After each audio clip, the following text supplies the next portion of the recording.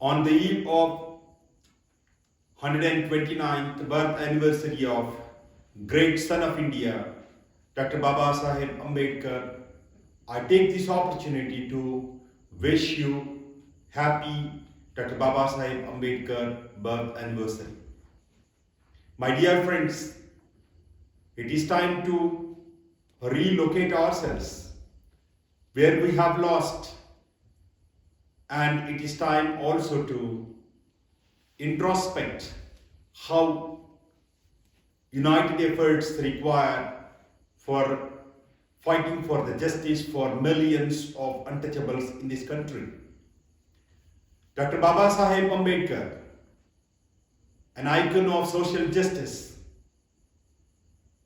a true democrat and spirited warrior for social justice for millions of his men in this country.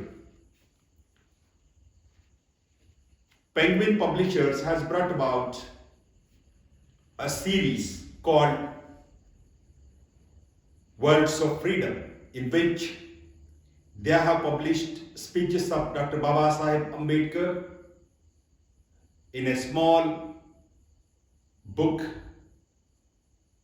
titled Ideas of a Nation, in which Dr. Babasaheb Ambedkar has spoke about his birthday celebrated by the Scheduled Caste Organization of Delhi. The title of the speech, I have loyalty to our people and also to the country. Replying to birthday felicitations offered to him by the Delhi Scheduled Caste Welfare Association, Dr. Babasaheb Ambedkar made the following observations on 14th April 1947 at Karol Bagh, New Delhi. My dear friends, Dr. Babasaheb Ambedkar made a written speech as follows. Celebrations of birthdays from one point of view are not very happy. As you know, man is mortal and he must pass away someday. Birthdays are reminders that there have been several deductions from one's life. Of course, these deductions are not to be regretted by anybody, because it is natural that man should spend his life. However, in a case where the life of a man is devoted to some public cause, it does become a matter of some consideration. Looking at the situation, I am indeed very happy to see that the scheduled castes all over India have now become so conscious of their disabilities and are now so well organized and so determined to achieve the fullness of their life that no man need despair of the future. As I told the Viceroy the other day, I do not mind telling it to you. I said to him, I would not have come to see you if you would not have called me. I have no desire to run after the British. The British at one time had taken the responsibility of looking after the welfare of the scheduled castes. I had thought that they would take special steps to see that responsibility is carried out. If the British are going, I don't mind. But they are going without taking any special steps for securing such safeguards as we want in the Constitution. It is for them to decide whether their action is right or not. It is not for me. 100 times I had to persuade them that they ought to do something for the welfare of the untouchables. I said, I am confident enough that the fate of the 60 million untouchables will not be sealed simply because the British refused to do their duty.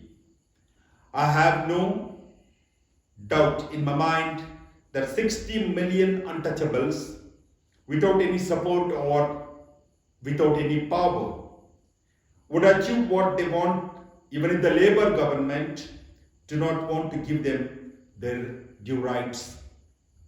We certainly today are not the same old people led by others with no consciousness or no organization.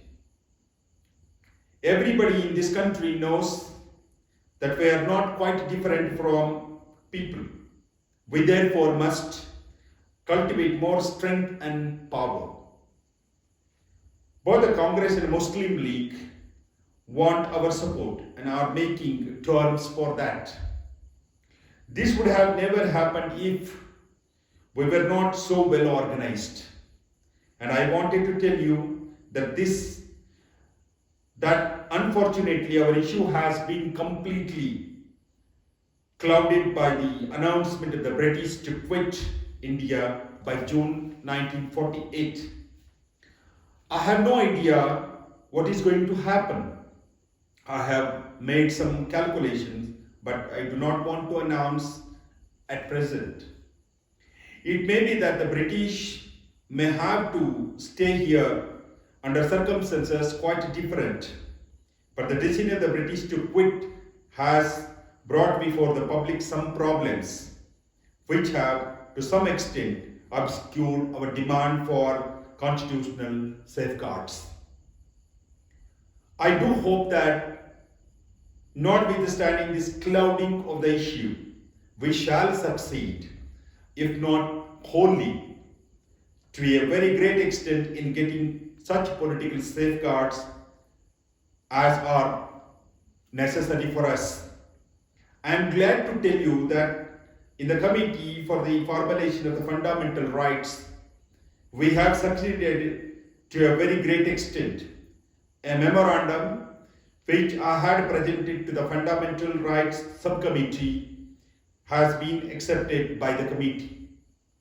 There was one issue which there has been certain differences of opinion, that was with regard to the discrimination in administration and in the matter of public service. I have proposed certain measures in order to prevent that sort of discrimination, and I believe that I will be successful. If that happens, so far as the legislature or the executive committees are concerned, we shall have ample protection from the Constitution itself. The Minority Subcommittee will meet on 17th of April and will continue its work for some time. I am very sorry to say that 2 members of the scheduled caste who are in the Minorities Committee have sent in a memorandum which is contrary to the general views of the scheduled castes. One has proposed joint electorates than the separate electorates. He has proposed joint electorates by distributive system of voting system, which is nothing but political slavery. I propose to fight with my back to the wall, and I hope I will be able to get the support from other minority communities in the subcommittee. I do not want to say at this stage what is going to happen. Whether the committee is supposed to decide the issue by its majority or whether it proposes to negotiate is a matter about which I have no definite mind. But if they decide the issue by majority, I shall certainly take very definitive steps to dissociate myself entirely from the Constituent Assembly. We shall then decide what exactly to do. In this political matter, as you know, we are concerned with a double loyalty. At least I am. I have loyalty to our people inhabiting this country, and also I am determined that all difficulties that they have faced so far shall be met by political safeguards. I have also loyalty to this country. I have no doubt that you have the same. All of us want this country to be free. So far as I am concerned, my conduct has been guided by the consideration that we shall place no great difficulties in the way of this country achieving its freedom, although we were ignored by the cabinet mission in the proposals which they formulated. You know that I have delivered many speeches which have been guided by the consideration that this country should find it easy to achieve its freedom. At the same time, I am quite determined to say that if the 60 million untouchables are not safeguarded by means of political rights, and if I do not find a proper gesture on the part of the Congress people in the matter of settlement of safeguards for the scheduled caste, no one, I am sure, will blame me if I take step, namely to disassociate myself from the Constituent Assembly. You should, however, remember that in the Constituent Assembly of 292 or so, I am one single, solitary individual. You should also bear in mind that no matter how great a man have the intellect or capacity to argue and to defend, he is after all one man, a single individual. If the rest of 291 are determined not to listen to the reason, not to listen the argument, but to oppose their opponent, you can well realize my possible helplessness in the Constituent Assembly of 292, where I am only one. I hope that good sense will prevail and we shall achieve what we want ultimately. What will count with us is an organization. You must also remember all political rights that we might get by perpetual efforts are bound to be for a limited period. There will be a time when these rights will vanish, not only for us but for everybody in this country. When these rights vanish, what we shall have to defend upon our organization, our strength and unity. Therefore, we must determine to unite.